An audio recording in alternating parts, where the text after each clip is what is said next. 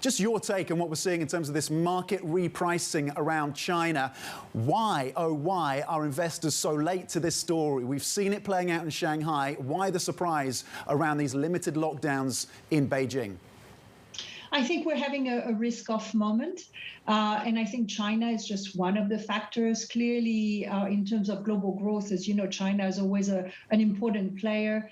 It looks to me that China needs a foreign vaccine, but from a political perspective, that might be a bit difficult. But that's one of these. That added to inflation, real positive rates, et cetera, is creating that moment.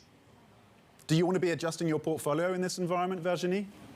I think, you know, since we've talked about volatility, although clearly I did not anticipate Russia, since the really November last year.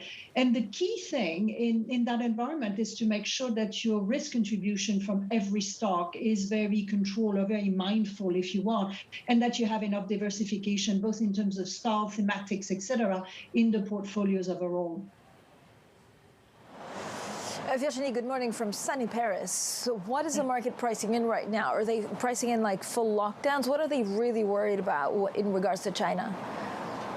Well, it's really interesting. I think it's clearly the worry that the lockdown might go to Beijing is one of them. Clearly the concern about the lack of progress and how fast Omicron has developed. And I mean, from my personal view is, you know, why isn't China using some of the foreign vaccines that have proven to be much more efficient? PBOC today called for loosening measures. So, you know, the fear around GDP growth clearly, and the fact that the Party Congress in the fall is still quite a ways away. So all of this together is putting some of this risk-off moment in China. But Virginie, this is not, I mean, we've seen ports, of course, being stalled, grinded to a halt. I mean, what's the significance of having such a big city in lockdown for international markets? What's the exact repercussion, like the secondary and third round effects of this? Yeah, so you have the demand side, of course. You also have the renminbi coming down. There was a comment this morning about, you know, it's okay if the renminbi weakens a little bit. So it's a little bit of a shift, if you want. If you look at second quarter GDP, could be because of the lockdown as weak as 4%.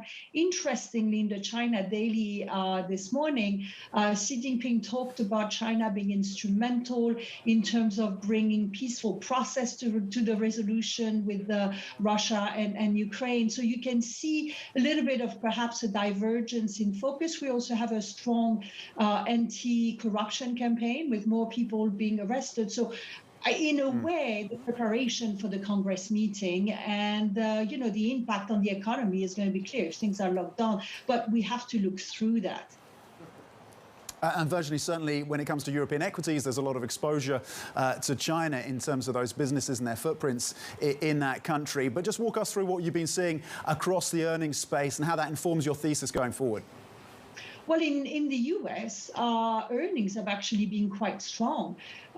They've, you know, if you look at the top 5 stocks like Microsoft, Google, Netflix, Nvidia, and Facebook, who are approximately 40% of the S&P drop year to date. But if you look at the earnings, over 70% of companies in the US have guided for top projections.